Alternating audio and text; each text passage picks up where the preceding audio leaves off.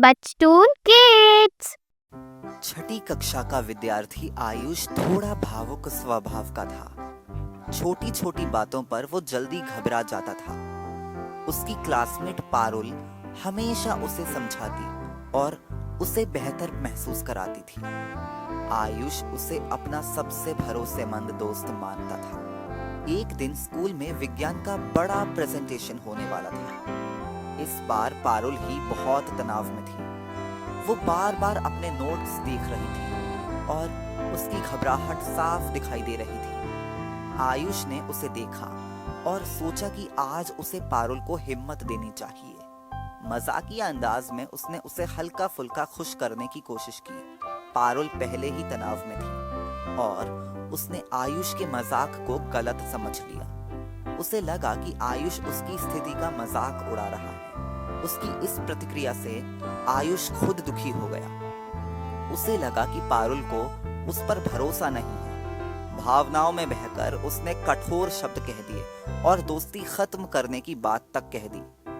ये सुनकर पारुल बहुत दुखी हुई और रोते हुए वहां से चली गई। उस शाम आयुष को अपनी गलती का एहसास होने लगा। जो बातें उसने गुस्से में कह दी थी, उन्हें सोचकर उसे पछतावा हो रहा था। उसने पारुल को मैसेज किया, लेकिन पारुल ने जवाब नहीं दिया। आयुष पूरी रात अपने व्यवहार के बारे में सोचता रहा। उसे समझ में आया कि दोस्ती में समझदारी और संवेदनशीलता दोनों जरूरी होते हैं। वो अपने दोस्त मोहित के पास गया, जिसने उसे सलाह दी कि दोस्ती को संभालने के लिए धैर्य, सच्चाई और थोड़ा समय देना जरूरी होता है।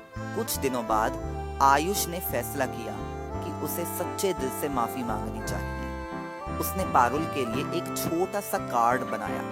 उसमें उसने बिना किसी बहाने के अपनी गलती स्वीकार की, पारुल को दुख पहुंचाने का अफसोस जताया और कहा कि वो तब तक इंतजार करेगा जब तक पारुल उससे बात करने के लिए तैयार ना हो। अगले दिन जब पारुल को वो कार्ड मिला तो उसके मन में आयुष के प्रति फिर से भरोसा जागने लगा।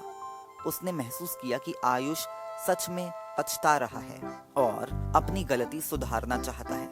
धीरे धीरे उसने अपनी नाराजगी छोड़ दी और कुछ समय बाद वो आयुष के पास आकर खड़ी हुई।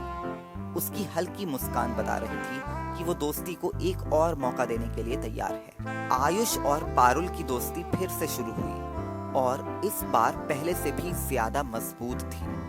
दोनों ने ये सीखा कि गलतफहमियां कभी-कभी दोस्ती को कमजोर कर सकती हैं, लेकिन सच्ची माफी, धैर्य और दिल से की गई कोशिश किसी भी टूटते रिश्ते को फिर से जोड़ सकती है।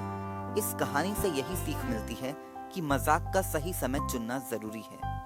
दोस्ती में गलतफहमियां हो सकती हैं, लेकिन बातचीत और समझदारी से उन्हें ठीक किया जा सकता है। अच्छा लगा ना? बचतून किड्स को लाइक, शेयर, सब्सक्राइब करिए ऐसे ही हैप्पी और पॉजिटिव कंटेंट के लिए।